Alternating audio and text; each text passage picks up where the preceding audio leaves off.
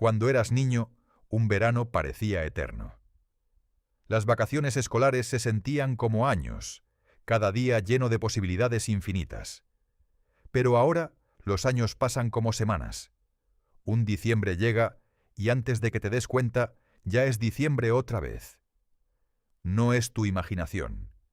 Es física, es matemática. Es la manera en que el cerebro humano procesa el tiempo. Y lleva a una pregunta que los filósofos y científicos han debatido durante siglos. Si pudieras vivir para siempre, ¿seguiría teniendo sentido el tiempo?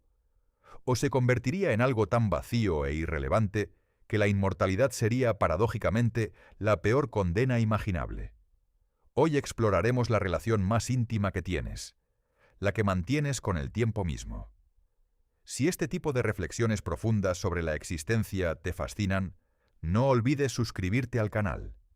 Empecemos con algo que todos hemos experimentado, pero pocos nos hemos detenido a analizar. La aceleración del tiempo con la edad. ¿Por qué los veranos de la infancia parecían durar una eternidad, mientras que ahora un año completo puede sentirse como un suspiro? La respuesta no está en la imaginación ni en la nostalgia. Está en las matemáticas puras y en la neurociencia. En 1921, el filósofo francés Paul Janet propuso lo que hoy conocemos como la teoría proporcional del tiempo percibido. La idea es elegantemente simple. Percibimos la duración de un período de tiempo en relación con cuánto tiempo hemos vivido hasta ese momento. Para un niño de 10 años, un año representa exactamente el 10% de toda su existencia. Es una fracción enorme de todo lo que ha vivido. Pero para una persona de 50 años, ese mismo año es solo el 2% de su vida. Y para alguien de 100 años, es apenas el 1%. La unidad de medida no cambia. Seguimos teniendo 12 meses, 52 semanas, 365 días, pero la proporción de ese año respecto a toda nuestra experiencia acumulada se vuelve cada vez más pequeña. Es como si el tiempo fuera una fotografía que se aleja progresivamente. Cuando eres joven, la fotografía está cerca, los detalles son nítidos, cada momento es claramente visible, pero con cada año que pasa, la fotografía se aleja un poco más. Los detalles se difuminan, los años se comprimen. El tiempo parece fluir más rápido no porque realmente lo haga, sino porque cada unidad de tiempo representa una porción cada vez menor de nuestra experiencia total. Hay también una explicación neurológica complementaria a esta teoría matemática. Nuestros cerebros son máquinas extraordinariamente eficientes, diseñadas para ahorrar energía. Una de las maneras en que lo hacen es prestando menos atención a las situaciones familiares y rutinarias. Cuando algo es nuevo, cuando lo estamos experimentando por primera vez, el cerebro trabaja intensamente para registrar y procesar todos los detalles. Esta actividad intensa hace que el tiempo parezca más lento y que el recuerdo sea más rico y detallado. Piensa en la primera vez que visitaste un lugar nuevo, una ciudad extranjera, un restaurante desconocido, una casa que nunca habías entrado. Todo era estimulante, cada detalle era registrado. El tiempo parecía tener más textura, más profundidad. Ahora compara eso con tu trayecto habitual al trabajo, o con una tarde típica en casa. El tiempo pasa, pero deja poco rastro en la memoria. Cuando somos jóvenes, casi todo es nuevo. Cada experiencia es potencialmente la primera de su tipo. La primera vez que montamos en bicicleta, el primer amor, el primer trabajo, la primera pérdida. El cerebro está constantemente en modo de aprendizaje intensivo, grabando todo con detalle. Esto crea la ilusión de que el tiempo es denso, rico, lleno. A medida que envejecemos, aunque seguimos teniendo experiencias valiosas, la proporción de experiencias verdaderamente nuevas disminuye. Hemos aprendido a manejar más situaciones de manera automática. Nuestras rutas cerebrales están más establecidas, los patrones más reconocibles. El cerebro puede procesar más con menos esfuerzo. Y paradójicamente, esto hace que el tiempo parezca pasar más rápido, porque hay menos que registrar activamente. Los neurocientíficos han estudiado esto con fascinantes experimentos. En uno de los más reveladores, Los participantes estimaban la duración del tiempo mientras realizaban tareas nuevas o tareas familiares. Consistentemente, el tiempo parecía pasar más lentamente durante las tareas nuevas. Los participantes estimaban que habían pasado más minutos de los que realmente habían transcurrido. Durante las tareas familiares, subestimaban el tiempo transcurrido. Hay otro factor que contribuye a la aceleración del tiempo con la edad: la densidad de marcadores temporales. Los psicólogos han observado que recordamos el tiempo en función de los eventos significativos que lo puntúan. Bodas, nacimientos, mudanzas, nuevos trabajos, viajes, logros. Estas son las anclas de nuestra memoria temporal. Cuando los años están llenos de estos marcadores, parecen más largos en retrospectiva. En la juventud, la vida está llena de primeras veces y grandes transiciones. La adolescencia, la universidad, los primeros amores, el primer trabajo, el matrimonio, los hijos. Cada año puede contener múltiples eventos transformadores que actúan como marcadores temporales. En retrospectiva, esos años se sienten largos y llenos. Pero en la madurez, y especialmente en la vejez, si la vida se ha estabilizado, puede haber menos de estos grandes marcadores. Los años pueden pasar sin transiciones mayores, y en retrospectiva, sin muchos puntos de referencia, parecen haberse comprimido. Esta comprensión de cómo percibimos el tiempo tiene implicaciones profundas para la pregunta que hoy nos ocupa: la inmortalidad. Porque si el tiempo ya se acelera dramáticamente con el envejecimiento normal, ¿qué le sucedería a la percepción temporal de alguien que vive cientos, miles o millones de años? Hagamos el cálculo matemático. Usando la teoría proporcional de Janet, si una persona de 70 años percibe un año como el 1,4% de su vida, una persona de 700 años percibiría ese mismo año como el 0,14%. Y alguien de 7.000 años lo percibiría como el 0,14% de 1%.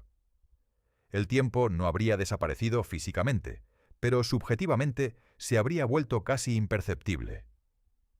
Hay un punto matemático fascinante aquí. Si graficamos la percepción del tiempo contra la edad, obtenemos una curva que se aplana gradualmente. A los 20 años, un año se siente como un año. A los 40 se siente como aproximadamente la mitad. A los 80 como aproximadamente la cuarta parte. Pero la curva nunca llega a cero. Siempre hay alguna percepción temporal, por mínima que sea. Sin embargo, en escalas de tiempo de millones de años, esa percepción se volvería tan infinitesimalmente pequeña que sería funcionalmente indistinguible de cero. Esto nos lleva a una de las preguntas más profundas sobre la inmortalidad. Si el tiempo pierde su sentido, su textura, su capacidad de ser percibido significativamente, ¿qué queda de la experiencia de vivir? Imagina que has vivido 1000 años. Has viajado a cada rincón del planeta, no una vez, sino decenas de veces. Has aprendido docenas de idiomas.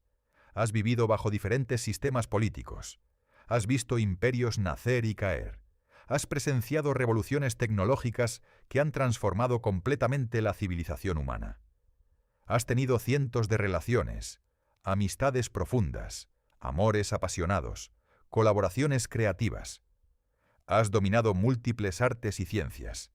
En apariencia suena maravilloso, una riqueza de experiencia inimaginable. Pero hay un problema fundamental que los filósofos llaman saturación existencial, y es quizás el mayor obstáculo para que la inmortalidad sea verdaderamente deseable. La saturación existencial ocurre cuando has experimentado suficientes variaciones de cada tipo de experiencia que las nuevas experiencias ya no aportan novedad significativa. No significa que hayas hecho literalmente todo, sino que tu cerebro ha creado categorías tan amplias y bien establecidas para clasificar experiencias que pocas cosas pueden sorprenderte genuinamente. Piensa en cómo experimentas la música. La primera vez que escuchaste un tipo de música completamente nuevo, tal vez el jazz, la música clásica o algún género que te era totalmente desconocido, la experiencia fue intensa y memorable. Tu cerebro estaba trabajando activamente para procesar algo sin precedente. Pero después de escuchar miles de piezas musicales durante décadas, incluso una obra nueva y elaborada encaja en patrones que tu cerebro ya reconoce. La puedes apreciar, incluso profundamente, pero rara vez te sacude de la manera en que lo hacía cuando todo era nuevo. Ahora multiplica esto por 1000 años. Las emociones humanas son finitas en número, aunque infinitas en combinación. El amor, la pérdida, la alegría, el miedo, la esperanza, la desesperación, el asombro, la curiosidad. Después de siglos de experimentarlas en sus innumerables variaciones, ¿serían capaces de seguir sorprendiéndote? ¿O se habrían convertido en algo tan familiar que habrías perdido la capacidad de ser verdaderamente movido por ellas? El filósofo Bernard Williams exploró este problema en su famoso ensayo sobre la inmortalidad. Williams argumentó que la identidad personal depende en gran medida de tener deseos, proyectos y metas que son específicos de quién eres en un momento dado. Esos deseos y proyectos dan estructura y significado al tiempo. Tienes razones para levantarte mañana, cosas que quieres lograr, experiencias que anticipa. Pero con el tiempo infinito, todos estos proyectos eventualmente se completarían o se abandonarían. Podrías escribir el libro que siempre quisiste escribir. Podrías aprender cada instrumento musical. Podrías dominar cada arte marcial. Podrías viajar a cada rincón del planeta y luego a otros planetas. Y después de hacerlo todo, ¿qué quedaría por desear? ¿Qué te daría razones para continuar? Williams llegó a la conclusión provocadora de que la inmortalidad sería inherentemente aburrida en el peor sentido posible. No el aburrimiento temporal que sentimos cuando una tarde no tiene actividades, sino un aburrimiento existencial profundo donde nada puede genuinamente capturar tu atención porque nada puede ser verdaderamente nuevo. Pero hay otro aspecto igualmente fascinante y perturbador: el problema de la memoria. La memoria humana no es como un disco duro que simplemente almacena información indefinidamente. Es un proceso activo y reconstructivo que requiere mantenimiento continuo. Los recuerdos que no se refuerzan se desvanecen. Los que se refuerzan se modifican con cada recordación. ¿Qué sucedería con la memoria de un ser inmortal? Hay dos posibilidades, y ambas son problemáticas. La primera es que la memoria tenga una capacidad limitada, y los recuerdos más antiguos se vayan borrando a medida que se añaden nuevos. Esto significaría que después de algunos siglos, el ser inmortal habría perdido prácticamente todos sus recuerdos de sus primeras décadas de vida. Para efectos prácticos, ya no sería la misma persona que comenzó el viaje de la inmortalidad. La segunda posibilidad es que de alguna manera la memoria pudiera expandirse indefinidamente. Pero esto plantea otro problema: la accesibilidad. Con millones de recuerdos acumulados, encontrar un recuerdo específico se volvería exponencialmente más difícil. Sería como buscar un libro específico en una biblioteca que creciera sin límites. Los recuerdos existirían, pero recuperarlos de manera útil y oportuna se volvería prácticamente imposible. Los neurocientíficos que estudian la memoria hablan del concepto de interferencia retroactiva. Cuando aprendemos algo nuevo, puede interferir con nuestra capacidad de recordar cosas que aprendimos anteriormente.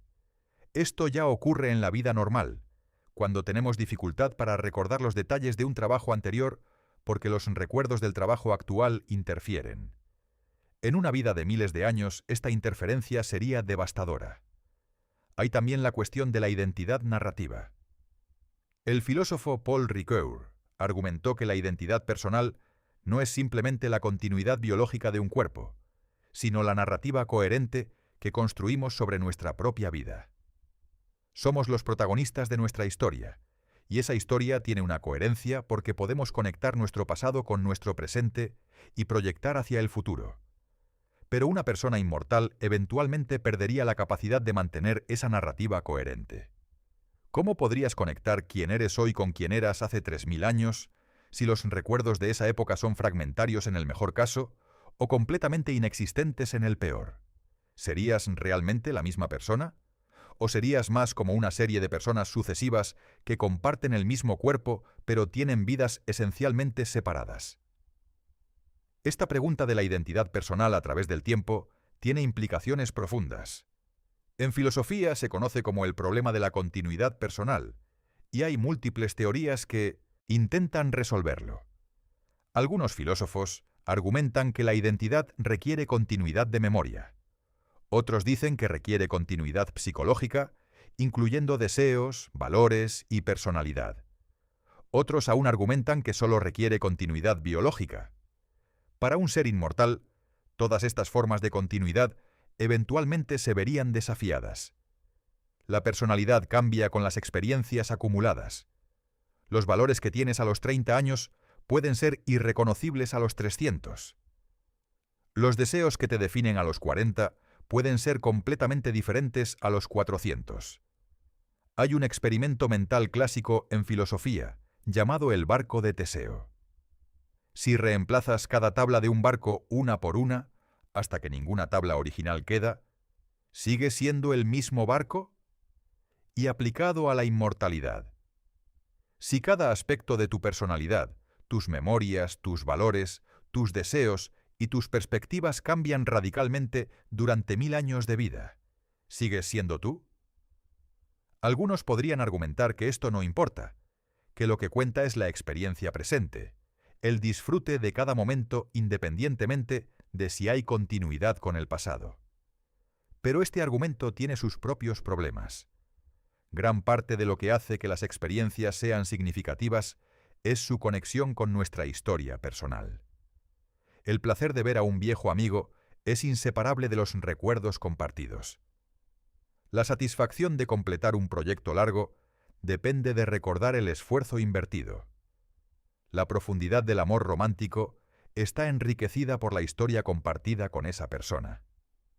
Si la memoria no puede mantener estas conexiones a través de siglos, si cada período de vida se vuelve esencialmente una isla separada sin puentes sólidos hacia el pasado, entonces la riqueza de la experiencia se empobrece profundamente.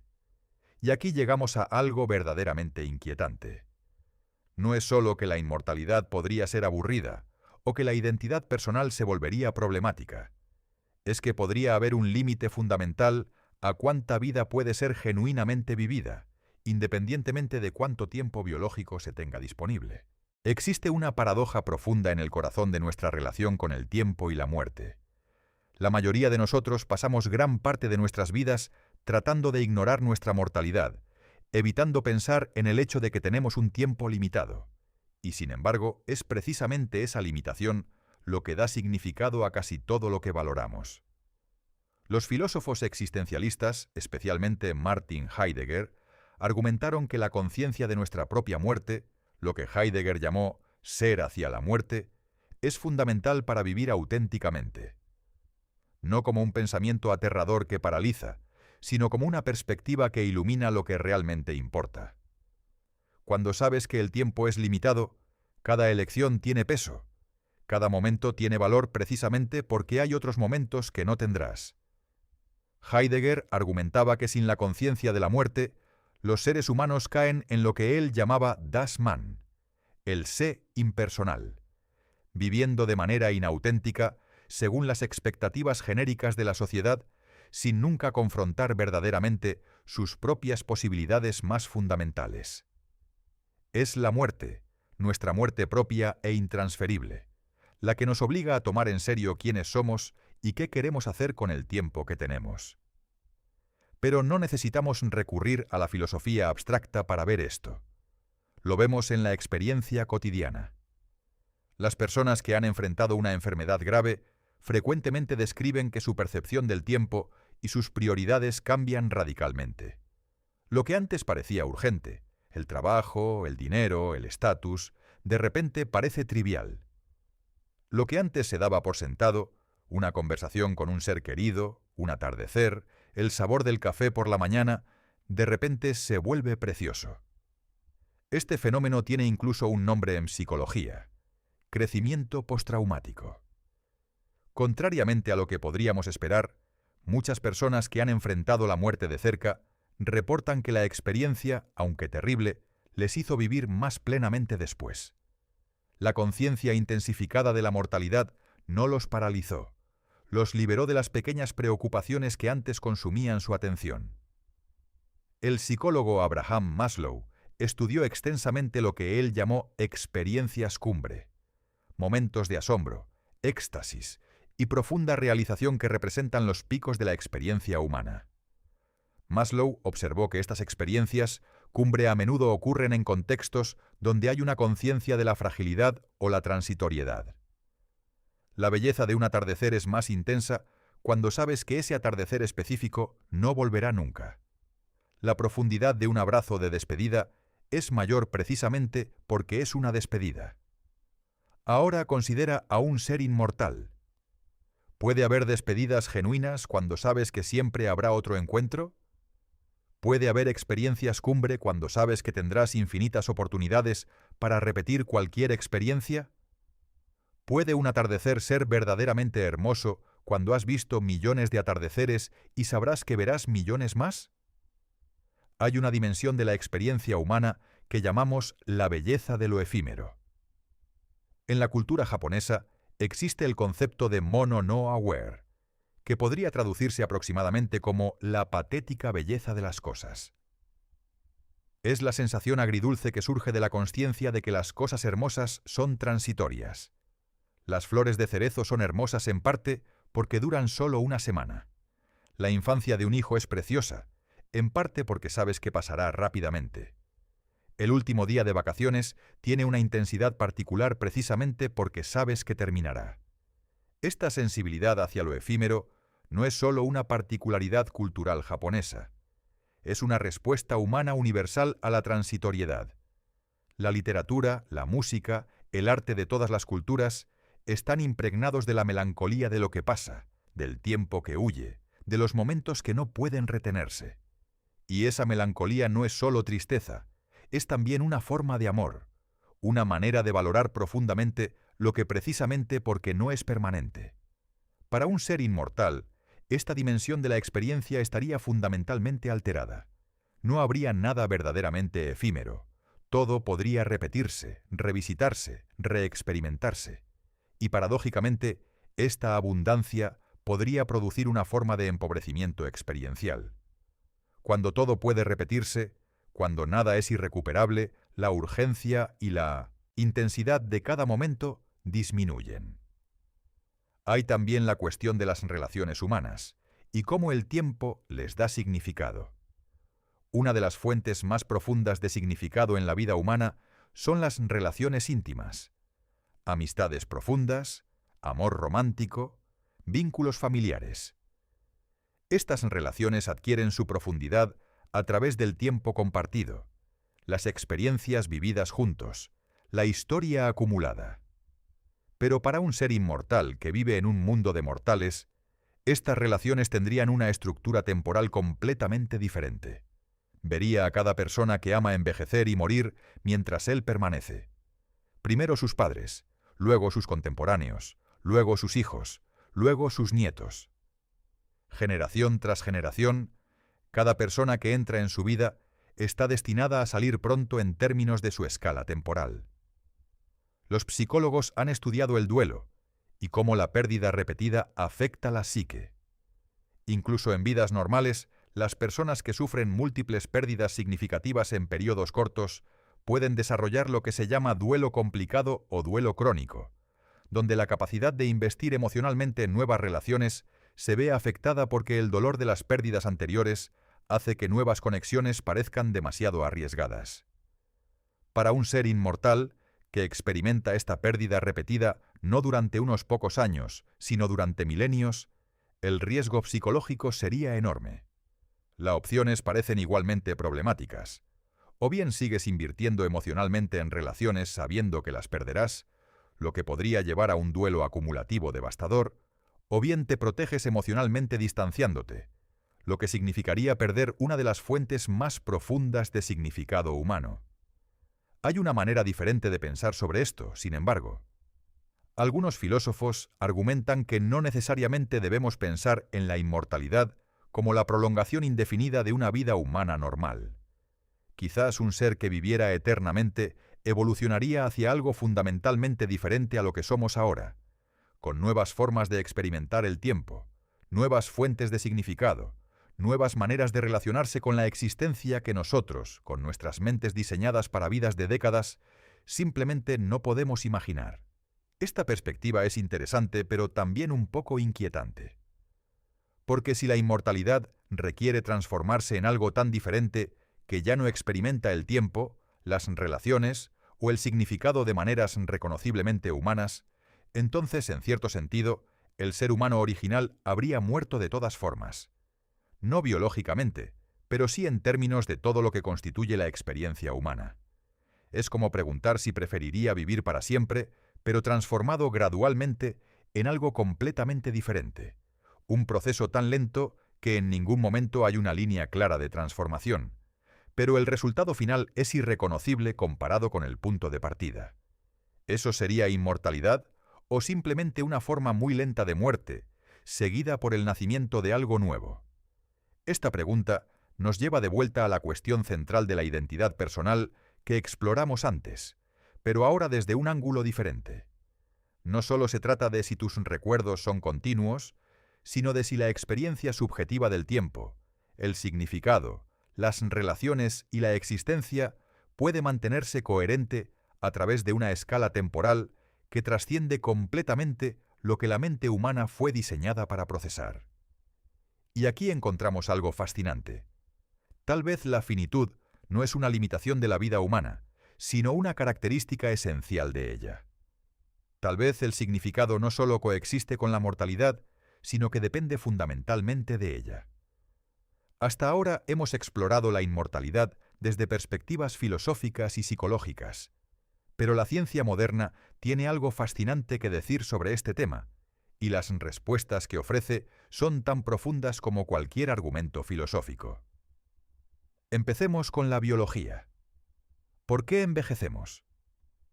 Durante siglos, el envejecimiento se consideraba simplemente el desgaste inevitable de los sistemas biológicos, similar a cómo una máquina se deteriora con el uso.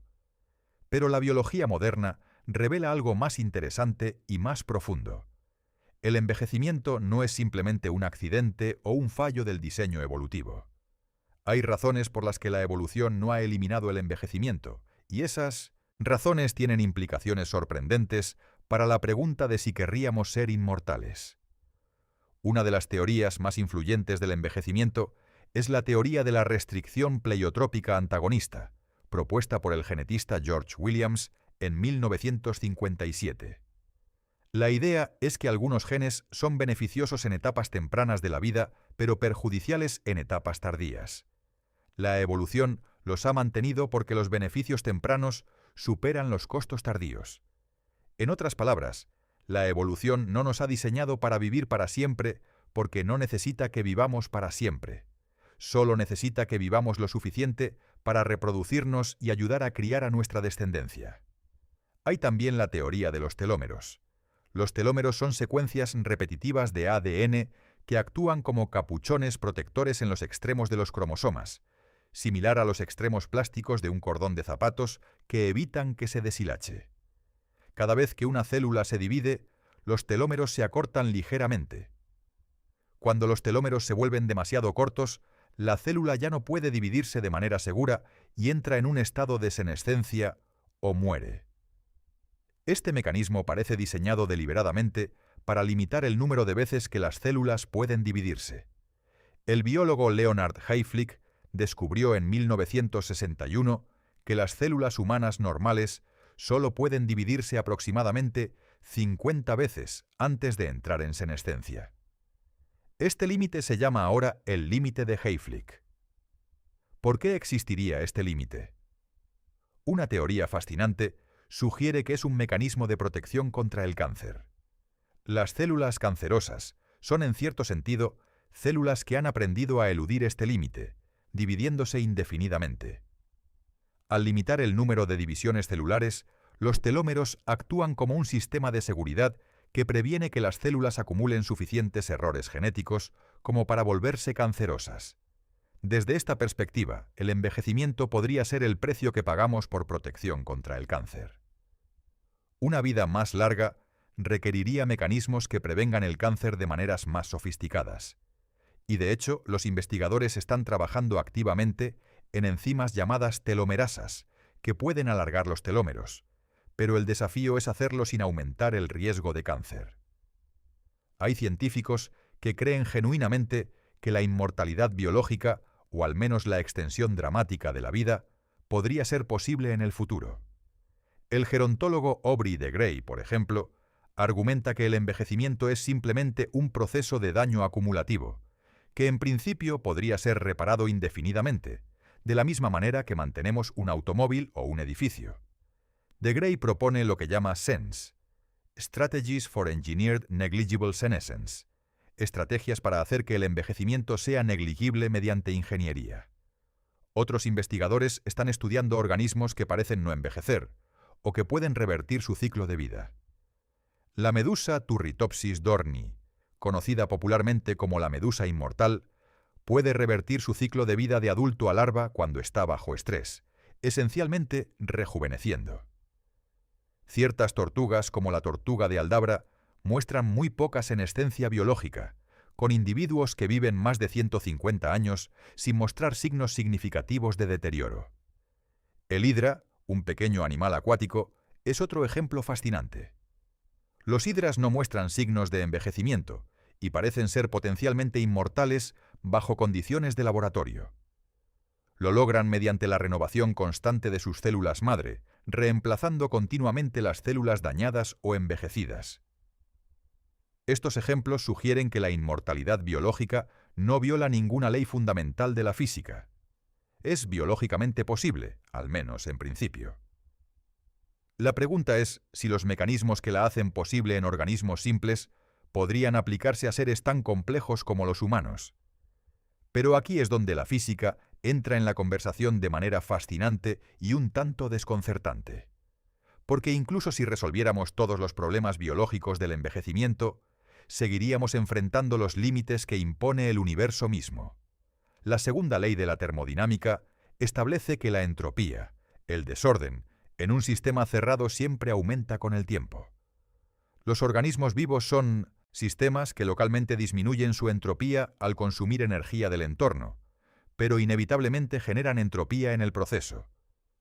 Mantener el orden extraordinariamente complejo de un ser vivo requiere energía constante, y esa energía nunca puede ser convertida con perfecta eficiencia.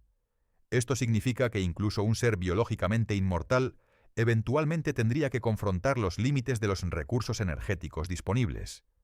En la Tierra esos recursos son finitos. En una escala temporal lo suficientemente larga, incluso el Sol se agotará. Y más allá del destino del Sol, el universo mismo está evolucionando hacia un estado de máxima entropía, el llamado Big Freeze, o muerte térmica, donde ya no habrá gradientes de energía disponibles para sustentar ningún proceso complejo, incluyendo la vida. Pero antes de llegar a esos extremos cósmicos, hay desafíos más inmediatos. Un ser inmortal que viviera en la Tierra tendría que sobrevivir eventos que han causado extinciones masivas múltiples veces en la historia del planeta. Impactos de asteroides, erupciones volcánicas masivas, cambios climáticos drásticos. La historia geológica de la Tierra muestra que eventos capaces de exterminar la mayoría de las especies han ocurrido varias veces en los últimos 500 millones de años. Estadísticamente, si vivieras para siempre en la Tierra, eventualmente serías alcanzado por uno de estos eventos catastróficos, a menos que tuvieras la tecnología para prevenirlos o escapar de ellos. Y en una escala temporal de miles de millones de años, la probabilidad de sobrevivir a todos estos eventos sin tecnología protectora tiende a cero. Hay también la perspectiva de la mecánica cuántica. A nivel subatómico, las partículas están sujetas a fluctuaciones cuánticas aleatorias. En una escala temporal lo suficientemente larga, incluso objetos macroscópicos pueden experimentar efectos cuánticos dramáticos. La probabilidad de que cualquier configuración específica de materia se mantenga intacta disminuye con el tiempo. En una escala temporal de decenas de googolplexos de años, incluso la materia misma se volvería inestable.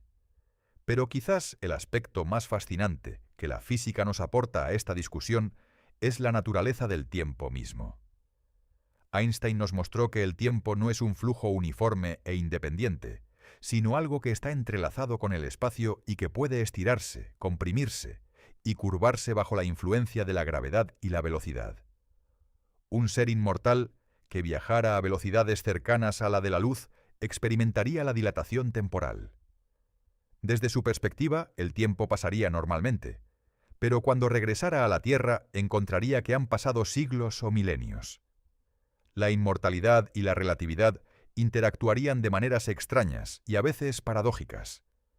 Cerca de un agujero negro, donde la gravedad es extremadamente intensa, el tiempo se ralentiza dramáticamente en comparación con regiones de menor gravedad. En el horizonte de eventos de un agujero negro, el tiempo se detiene completamente desde la perspectiva de un observador externo. Un ser inmortal que orbitara muy cerca de un agujero negro podría, desde la perspectiva del universo externo, efectivamente pausar el tiempo para él, experimentando solo unos años mientras el universo exterior avanza millones de años. Estos efectos relativistas añaden una dimensión completamente nueva a la pregunta de si el tiempo seguiría teniendo sentido para un ser inmortal. No solo la percepción subjetiva del tiempo cambiaría con la experiencia acumulada, sino que el tiempo físico mismo podría volverse mutable y manipulable de maneras que alterarían fundamentalmente la relación del ser inmortal con el universo. La física cuántica añade otra capa de complejidad. El principio de incertidumbre de Heisenberg establece que hay límites fundamentales a cuánto podemos saber simultáneamente sobre la posición y el momento de una partícula. A escala cuántica, el universo es inherentemente probabilístico, no determinista. Esto significa que el futuro no está completamente determinado por el presente. Para un ser inmortal que vive durante eones, este principio de incertidumbre cuántica significa que el universo nunca se vuelve completamente predecible o familiar. Siempre habrá eventos aleatorios, fluctuaciones, sorpresas a nivel fundamental. En este sentido, la física misma garantiza que el universo nunca se agota completamente de novedad, aunque la novedad esté a escalas cada vez más pequeñas y sutiles. Pero aquí hay una tensión interesante.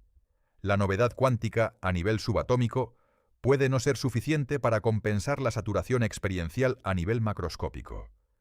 Saber que el universo es fundamentalmente impredecible a nivel cuántico no hace que tu milésima puesta de sol sea tan emocionante como la primera.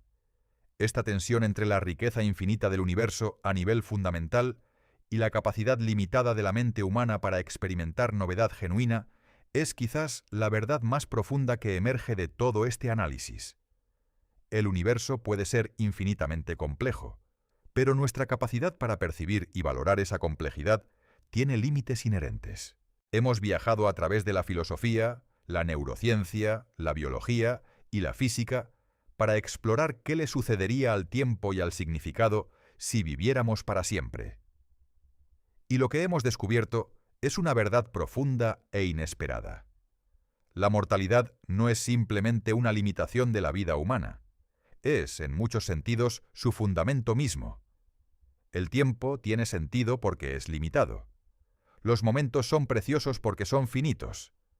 Las relaciones son profundas porque son vulnerables.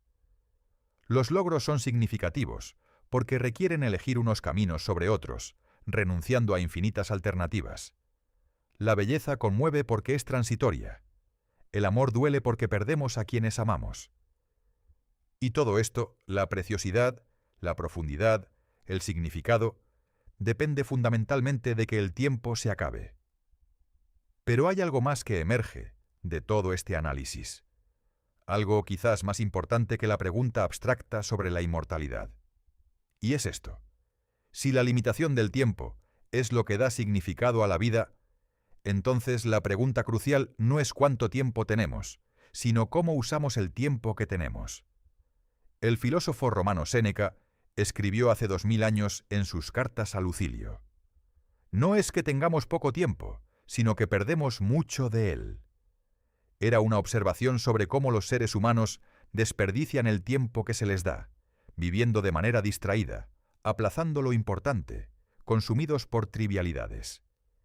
Y esa observación es tan pertinente hoy como lo era entonces, quizás más. Vivimos en una era de distracción sin precedentes. Los teléfonos inteligentes, las redes sociales, los medios de comunicación de 24 horas, las notificaciones constantes, todo compite por nuestra atención. Y la atención, como el tiempo, es finita. Cada momento que pasamos consumiendo contenido trivial es un momento que no estamos viviendo plenamente, que no estamos conectando profundamente con otras personas, que no estamos creando algo significativo. Los psicólogos que estudian el bienestar y la felicidad han identificado consistentemente que las fuentes más duraderas de satisfacción humana son las relaciones significativas, el compromiso con proyectos que importan, la contribución a algo más grande que uno mismo y la presencia plena en la experiencia del momento. Estas no son ideas nuevas. Aparecen en las tradiciones filosóficas y espirituales de prácticamente todas las culturas humanas. Pero la ciencia moderna las ha confirmado empíricamente. El psicólogo Mihaly Csikszentmihalyi estudió durante décadas lo que él llamaba el estado de flow o flujo, esa experiencia de estar completamente absorbido en una actividad desafiante, donde el tiempo parece desaparecer. Los músicos en medio de una actuación, los atletas en una competencia intensa, los científicos en el umbral de un descubrimiento, los artistas en el proceso creativo, todos describen experiencias similares de total presencia y compromiso donde la conciencia del tiempo se suspende. Csikszentmihalyi encontró que estas experiencias de flujo son consistentemente las más satisfactorias y significativas que los seres humanos reportan. Y lo fascinante es que el flujo ocurre cuando hay un equilibrio entre el desafío de una actividad y las habilidades del que la realiza. Demasiado fácil produce aburrimiento, demasiado difícil produce ansiedad. Pero en el punto exacto donde el desafío estira ligeramente nuestras capacidades, ocurre algo extraordinario. Ahora conecta esto con lo que hemos aprendido sobre la inmortalidad. El flujo requiere desafío genuino, y el desafío genuino requiere que las consecuencias importen, que haya algo en juego. En una vida inmortal donde todo puede repetirse indefinidamente, donde el fracaso no tiene consecuencias permanentes y el éxito no tiene peso irreversible, el desafío genuino se vuelve cada vez más difícil de encontrar. Y sin desafío genuino, el flujo, esa experiencia de estar completamente vivo y presente, también desaparecería. La mortalidad, entonces, no solo da significado a la vida en abstracto, es la condición de posibilidad para algunas de nuestras experiencias más ricas y plenamente humanas. Es lo que hace que los desafíos sean reales, que las elecciones tengan peso, que los momentos de belleza y conexión sean irreemplazables. Hay una práctica contemplativa que diversas tradiciones espirituales han recomendado a lo largo de los siglos: la meditación sobre la muerte. No como un ejercicio morboso o deprimente, sino como una manera de despertar a la preciedad del presente. Los estoicos romanos la llamaban memento mori, recuerda que morirás. Los budistas practican maranasati, la consciencia de la muerte. San Ignacio de Loyola recomendaba imaginar el propio lecho de muerte para ganar perspectiva sobre qué realmente importa. La idea común a todas estas prácticas es que la consciencia de nuestra finitud, lejos de paralizar, puede liberar. Puede ayudarnos a soltar las pequeñas preocupaciones que consumen nuestra atención, a ver con claridad lo que verdaderamente valoramos, a vivir con mayor intencionalidad y presencia. Es la muerte, paradójicamente, lo que puede enseñarnos a vivir más plenamente. Esta perspectiva transforma fundamentalmente cómo deberíamos pensar sobre el tiempo que tenemos. No como algo que se agota y nos arrebata lo que amamos, sino como algo que le da peso y valor a cada momento. Cada conversación que tienes con alguien que amas es preciosa en parte porque sabes que habrá un número finito de esas conversaciones. Cada amanecer que contemplas es único, porque nunca verás exactamente ese amanecer otra vez. Cada experiencia de aprendizaje, de creación, de conexión, tiene una singularidad que deriva precisamente de su situación en el tiempo. El poeta Rainer Maria Rilke escribió: «La muerte es el lado de la vida que está alejado de nosotros». No la opuesta de la vida, sino su otra cara, la cara que no vemos directamente pero que siempre está ahí. Y así como la sombra define la forma de los objetos iluminados, la muerte define la forma de la vida que vivimos. Entonces, ¿qué deberíamos hacer con esta comprensión? ¿Cómo deberíamos vivir sabiendo que el tiempo es finito y que esa finitud es precisamente lo que le da valor? La respuesta no es dramática ni complicada. No requiere grandes gestos o transformaciones radicales. Requiere, simplemente, mayor atención. Atención a las personas en tu vida, a las conversaciones que tienes, a los momentos de belleza cotidiana que son fáciles de ignorar. Requiere la valentía de invertir tiempo y energía en lo que genuinamente importa, aunque eso signifique renunciar a lo que es meramente conveniente o entretenido. Requiere también aceptar la vulnerabilidad que viene con amar plenamente en un mundo impermanente. Es tentador protegerse del dolor de la pérdida distanciándose emocionalmente. Pero esa protección tiene un costo: la profundidad de la experiencia. El amor que no arriesga la pérdida es un amor que ha limitado su propia profundidad. Hay también una dimensión social y colectiva en todo esto. Somos seres inherentemente temporales, y esa temporalidad nos une. Compartimos la vulnerabilidad de ser mortales, de tener tiempo limitado, de enfrentar pérdidas inevitables. Esta vulnerabilidad compartida es la base de la empatía, la compasión y la solidaridad humana. Cuando alguien sufre una pérdida, podemos acompañarlo en su dolor porque conocemos nuestra propia vulnerabilidad. La mortalidad no solo da significado a la vida individual, sino que es el fundamento de nuestra humanidad compartida. Y aquí encontramos quizás la respuesta más profunda a la pregunta con la que comenzamos. Si viviéramos para siempre, no solo perdería sentido el tiempo, perderíamos algo más fundamental: la comunidad de lo humano, el reconocimiento de que todos navegamos el mismo mar incierto, que todos enfrentamos la misma noche. La mortalidad compartida es uno de los vínculos más profundos que nos une como especie. Así que la próxima vez que sientas que el tiempo pasa demasiado rápido, que los años se aceleran, que hay menos tiempo por delante del que hubo atrás, detente un momento. Ese sentimiento, aunque a veces doloroso, es en realidad una señal de que estás vivo, de que el tiempo importa, de que los momentos tienen valor. No necesitamos vivir para siempre. Necesitamos vivir plenamente en el tiempo que tenemos.